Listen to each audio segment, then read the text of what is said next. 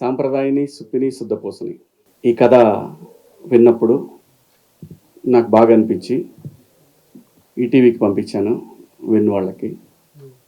So వాళ్ళందరికీ కూడా నచ్చి ఈ ప్రాజెక్ట్ నాకు అప్పచెప్పారు. సో ఈటీవీతో అనుబంధం అనేది నాకు ఇప్పుడు కాదు, ఆ కంపెనీలో నేను గడిచిన 25 సంవత్సరాల్లో 30 సంవత్సరాల్లో 5-6 సినిమాలు చేశాను. లాంగ్ రిలేషన్ ఇది, ఒక సినిమాతోనో లేదంటే ఒక ఈవెంట్తోనో పోయేది కాదు. ఎస్పెషల్లీ నా రిలేషన్ విత్ బాపినీడి గారు, నేను ఈరోజు మీ ముందు మళ్ళీ కనపడటానికి కారణమే ఆయన. సో నాకు మోర్ దాన్ వాస్తవంగా ఈ సందర్భంలో ఆ ఒక్క మీటింగ్ అనేది నా లైఫ్లో నేను ఎప్పటికీ నేను చనిపోయే వరకు కూడా మర్చిపోలేను. ఎందుకంటే ఆ నెక్స్ట్ మంత్ నాకు హోప్ లేదు. అంటే హోప్ లేదంటే హైదరాబాద్లో బతకాలంటే చాలా డబ్బులు కావాలి. అలాంటి పరిస్థితుల్లో సరే అక్కడి నుంచి నడపాలంటే, బండి నడపాలంటే కష్టమైన పనే. ఊరు వెళ్ళిపోదాం అనుకున్న పరిస్థితి అది. ఎందుకో తెలియదు మైండ్లోకి ఆయన వచ్చారు. వచ్చినప్పుడు వెళ్ళి కలిశాను. నా దగ్గర 2 రీమేక్లు ఉన్నాయి, ఏమన్నా చేస్తారా అని అడగటానికని వెళ్ళాను అనమాట. ఆయన వాళ్ళు చూస్తారు అని సాయి గారిని, నితిన్ గారిని పిలిచి చెప్పారు, అది చూడండి అమ్మని. ఆ తర్వాత సరేనండి అనుకున్నాను. హోప్ అయిపోయింది, ఇంకా ప్యాకప్ ఇక్కడి నుంచి హైదరాబాద్ నుంచి అని అనుకున్నాను. అని బయటకు వస్తుంటే ఆయన పిలిచి, శివాజీ నువ్వు యాక్ట్ చేయొచ్చు కదమ్మా అన్నాను. సార్ నేను ఎప్పుడు చేయడం లేదు, ఇస్తే చేస్తా సార్. ఇస్తే చేస్తామని ఆయనే అన్నారు. ఖచ్చితంగా చేస్తానండి. సరే అమ్మా అన్నారు. బట్ అక్కడి నుంచి బయటకు వచ్చిన తర్వాత 1 అవర్కి బిగ్ బాస్ ఆఫర్ వచ్చింది. కానీ నేను ముందు అక్కడ మాట ఇచ్చాను కదా అని నేను వాళ్ళకేం చెప్పలేదు బిగ్ బాస్కి. కానీ వీళ్ళకి చెప్పాను. చెప్తే వీళ్ళు అప్పటికే 90s సారీ అక్కడ వచ్చిన తర్వాత ఎప్పటికో నాకు వీళ్ళు 90s పంపించారు ఒక 1-2 మంత్స్ తర్వాత. సరే చేస్తానని చెప్పాను. చేస్తానని చెప్పిన తర్వాత బిగ్ బాస్ ఆఫర్ వచ్చింది. కానీ బిగ్ బాస్ ఆఫర్ వస్తే నేను, మనోడు ఉన్నాడు కదా, తనకి చెప్పాను నేను ఇప్పుడు చేయలేను, 2 ఒకేసారి. రఘు చెప్పాడు 2 ఒకేసారి అయిపోతున్నాయి. రఘు అయినా ఒకసారి చెప్తాను నేనని బాపినీడి గారికి, నితిన్ గారికి చెప్పాను, సాయి గారికి చెప్పలేదు. చెప్తే బాపినీడి గారు అన్నారు వీళ్ళతోటి చేయమను, అది కూడా యాక్సెప్ట్ చేయమను, దాని పరిస్థితిని బట్టి చేద్దాం మనం అని చెప్పి కరెక్ట్గా 1 మంత్లో నా పార్ట్ పూర్తి చేసి పంపించారనమాట. అలా లైఫ్లో ఏ పాయింట్ ఎక్కడ మనకి అవకాశాన్ని ఇస్తుందో తెలియని సందర్భంలో లిటరల్గా, ఎందుకంటే ఏదన్నా నేను చెప్పేసే మనిషిని. సో నాకు ఆ పరిస్థితుల్లో నేను ఫ్యామిలీని రన్ చేసే పరిస్థితి కాదు. ఊళ్ళో ప్రాపర్టీలు ఉన్నాయి, కానీ ఆ పరిస్థితి కాని సందర్భంలో నాకు ఈటీవీ బాపినీడి గారు, ఆ సంస్థ నాకు అవకాశం ఇచ్చి మళ్ళీ ఈరోజు మీ అందరి ముందు నిలబడటానికి కారణమైంది. అది ఎప్పటికీ మనం పోయే మన లాస్ట్ బ్రేత్ వరకు కూడా మనం మర్చిపోలేనటువంటి నేను ఒక సంఘటన అది. సో అలా వాళ్ళు నాకు సినిమా అప్పచెప్పారు. అదే ఈ సాంప్రదాయాన్ని సుప్పిని శుద్ధపూసని. సుధీర్ కొత్త అయినా కూడా కథ బాగా చెప్పాడు, ఖచ్చితంగా తీస్తాడు అనుకున్నా. బట్ నేనేంటంటే నేను ప్రతి ఒక్కటి దగ్గరుండి చూసుకోగలనే ధైర్యం నాకు. చిన్నపిల్లలు మనం గట్టిగా చెప్పి కూడా చేయించుకోవచ్చు, ఆ ధైర్యం ఉంది నాకు. అలాగే ఈ సినిమా నడిచింది. అలాగే కెమెరామెన్, ఫస్ట్ ఒక కెమెరామెన్ ఉన్నాడు, కానీ మాకు కొంచెం గ్యాప్ వచ్చేసి ఆయన వెళ్ళిపోయిన తర్వాత మళ్ళీ తన ద్వారానే నేను ఏది కూడా, ఎడిటర్ అయినా ఏ టెక్నీషియన్ అయినా తనకి నచ్చిన వాళ్ళనే నేను పెట్టాను. ఎందుకంటే వాళ్ళ కోఆర్డినేషన్ బాగుందనుకో ఆటోమేటిక్గా అన్నీ సెట్ అవుతాయి. అలాగే రిత్విక్ వచ్చాడు. రిత్విక్ది కూడా ఏ విషయమైనా సరే, ఈ కథ విషయం కానీ, ఈచ్ అండ్ ఎవ్రీథింగ్, ఆర్టిస్టులు కానీ, టెక్నీషియన్లు కానీ, సాంగ్ కానీ, ఏదైనా సరే ఎవ్రీథింగ్ మనం వెనక్కి చెప్పే చేస్తాం. ఎందుకంటే వాళ్ళు రెస్పాన్సిబిలిటీ ఇచ్చినప్పుడు చెప్పాల్సిన బాధ్యత మన దగ్గర ఉంటుంది. అలా ఈ సినిమా చేయటం జరిగింది. ఈ సినిమాకి ఇంకా చాలామంది పనిచేశారు బ్యాక్గ్రౌండ్లో, డైరెక్షన్ డిపార్ట్మెంటు, అలాగే డిఓపి, ఆర్ట్ వాళ్ళు, ఆర్టిస్టులు. ఈ సినిమాలో మీరు చూస్తే ఈ సినిమాలో ఒక నాకు కూడా తెలీదు, అలా అలా ఉంది సినిమా అనే విషయం నాకు తెలీదు. మీరు ప్రతి సీన్లో ఒక కొత్త ఆర్టిస్ట్ని చూస్తారు. అందరు కూడా ఫెమిలియర్, బాగా పాపులర్ ఆర్టిస్ట్లే. ఒక 30 మంది పైనే ఉంటారండి. చాలా బాగుంటుంది సినిమా. ఫ్యామిలీ అందరూ కూర్చొని సంక్రాంతి పండగకి ఎలాగైతే మనం ఒక సినిమా చూస్తామో అలా చూడగలిగినటువంటి ఒక సినిమా. ఈ సినిమాలో సాంగ్ కూడా సెకండ్ హాఫ్లో నాకేంటంటే, నేను ఎప్పుడో ఒక 20 ఏళ్ల క్రితం ఈ పాయ సాంగ్ని నేను వినటం జరిగింది. ఒక 20-25 ఏళ్ల క్రితం విన్నాను. అది సయ్యద్ షాబుద్దీన్ గారు అని ఓల్డ్ సిటీలో ఉంటారు, ఆయన స్టాండప్ కమెడియన్. ఆయనది ఈ సాంగ్ యాక్చువల్గా. ఆయన్ని పిలిచి వాళ్ళ దగ్గర రైట్స్ తీసుకొని ఆ ట్యూన్ తీసుకున్నాం అన్నమాట. ట్యూన్ తీసుకొని లిరిక్స్ కూడా హిందీలో ఉన్నాయి, అది కూడా రిలీజ్ చేస్తాం. ఉర్దూ లిరిక్స్ ఆయనే రాశారు, అది కూడా రిలీజ్ చేస్తాను. అది కూడా కంపోజిషన్ అయిపోయింది, అది వేరే ఆయన చేశాడు. సో తర్వాత మనోడికి బోలేకి పిలిచి, బోలే హిందీది వర్కౌట్ అయ్యేట్టు కనపట్లేదు, ఇది నువ్వు తెలుగులో చేయగలవా అని చెప్పి పిలిస్తే మనోడు అసలు 2 డేస్లో బ్రహ్మాండంగా ఒక ఆర్డర్ సెట్ చేసి ఇచ్చాడు. ఇంకా తర్వాత చిన్నగా అన్నీ డెవలప్ అయ్యి బ్రహ్మాండంగా చేశాడు. Thank you Bole. Lyric writer కూడా, ఆయన పేరేంటి తెలుగుకి మర్చిన పేరు, మనోజ్ అని ఆయన చేశారు, రాశారు. షాబుద్దీన్ గారి లిరిక్స్కి సిమిలర్గా ఉంటాయి, కానీ డెఫినెట్గా చాలా బాగా రాశాడు. ఉర్దూది ఒక రకంగా ఉంటే ఈ లిరిక్స్ ఇంకో రకంగా ఉంటాయి. అందరూ చాలా ఎవరిని ఏం అడిగినా సరే ప్రతి ఒక్కళ్ళు కూడా రైట్ ఫ్రమ్ డిఓపి, తను ఆల్బమ్స్ చేసేవాడు బాలీవుడ్లో.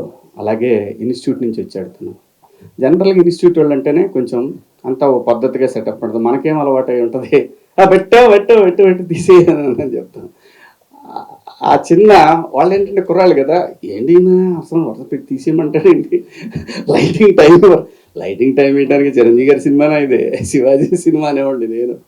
అది అలాగే ఎడిటర్ మనోజ్ గారు కానివ్వండి, మా డైరెక్షన్ డిపార్ట్మెంటు శివ, మావాడు విక్రమ్, అలాగే మా డిఓపి డిపార్ట్మెంట్లో చాలామంది ఉన్నారు, మాధవ, సమిత్, సాయి, అందరూ కూడా అంతా యంగ్స్టర్స్.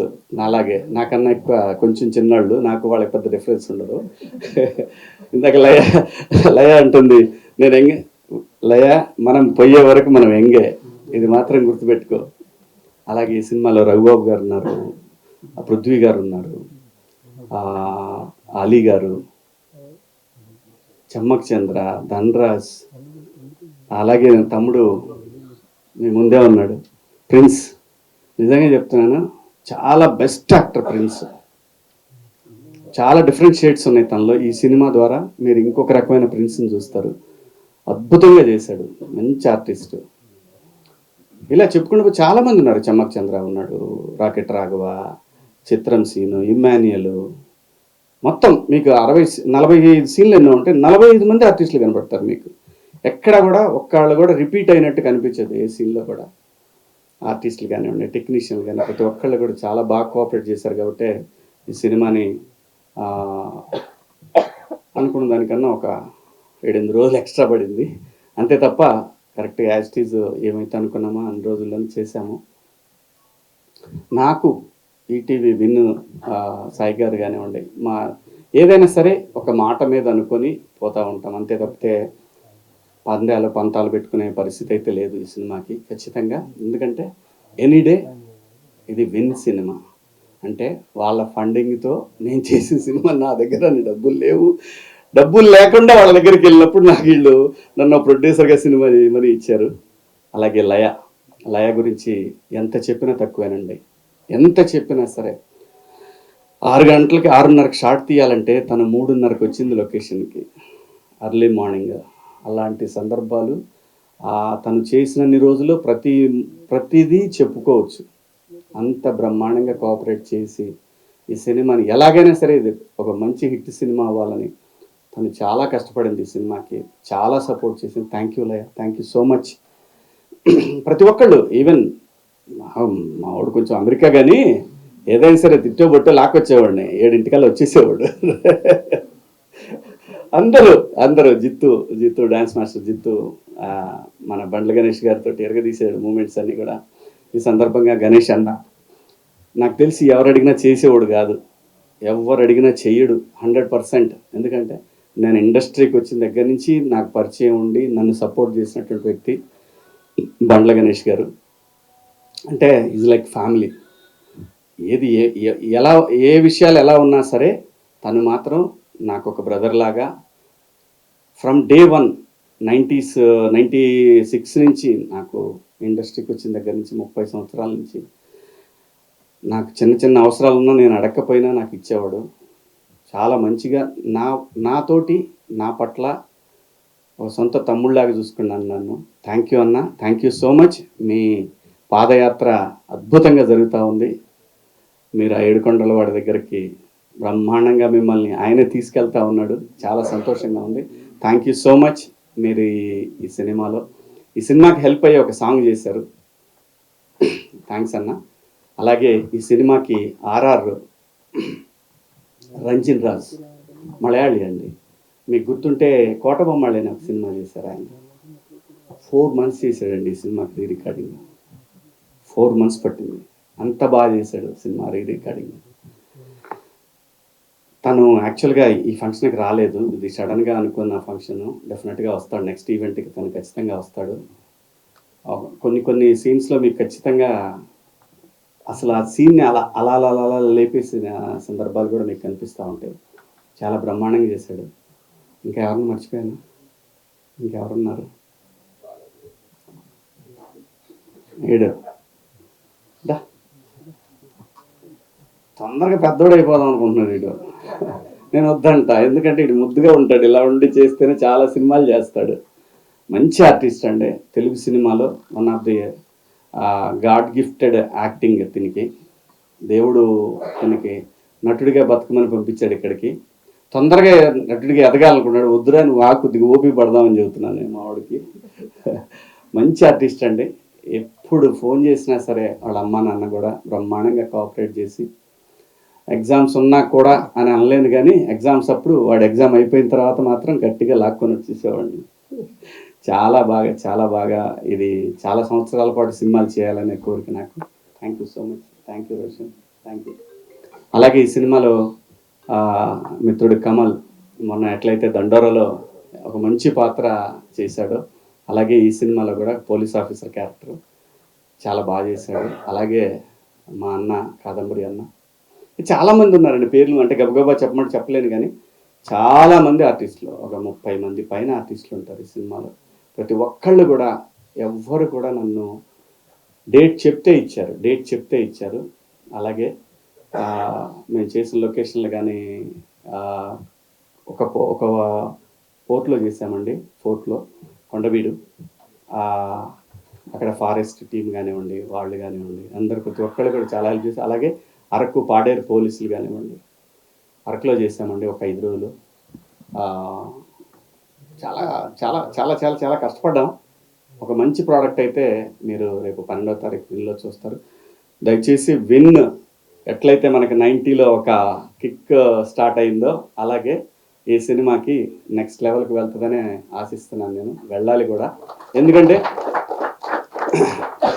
విన్ అనే ఒక ప్లాట్ఫామ్ ఉంటే, ప్యూర్ తెలుగు ప్లాట్ఫామ్ ఇది ఉంటే ఖచ్చితంగా చాలామంది కొత్త డైరెక్టర్లకి, చాలామంది ఆర్టిస్టులకి ఇది ఒక పెద్ద బూస్ట్. సో మీరందరూ కూడా రేపు 12వ తారీఖు తర్వాత డెఫినెట్గా ఎవరన్నా సబ్స్క్రైబ్ చేసుకొని వాళ్ళు ఉంటే, ఇండియా, అమెరికా, ఆస్ట్రేలియా, బయట దేశాల్లో ఉన్న ప్రతి ఒక్కళ్ళకి కూడా ఇది అవైలబుల్లో ఉంది విన్ యాప్. Please subscribe. ఒక మంచి కంటెంట్ రేపు 12వ తారీఖు మీ ముందుకు రాబోతుంది. Thank you so much. ఇన్నాళ్ళు సపోర్ట్ చేసిన ప్రతి ఒక్కళ్ళకి కూడా థ్యాంక్ యూ. అలాగే గత సినిమాలను ఎలాగైతే దండోరాని హిట్ చేసిన మీ అందరికి కూడా థ్యాంక్స్. ఈ సినిమాని కూడా సూపర్ డూపర్ హిట్ చేస్తారని ఆశిస్తూ సెలవు తీసుకుంటున్నాను. మీడియా మిత్రులకు థ్యాంక్ యూ. అలాగే మా వంశీశేఖర్, ఇంకా మేము ప్రతిసారి చెప్పుకునేదే ఉండదు, మేము ఉన్నామంటే ఖచ్చితంగా మా వెనకాల వంశీశేఖర్ ఉంటారు. మీడియా మిత్రులు మీ అందరికి కూడా పేరున థ్యాంక్స్. వేణు వెంకట గారు అందరికి కూడా thank you so much. Thank you అండి.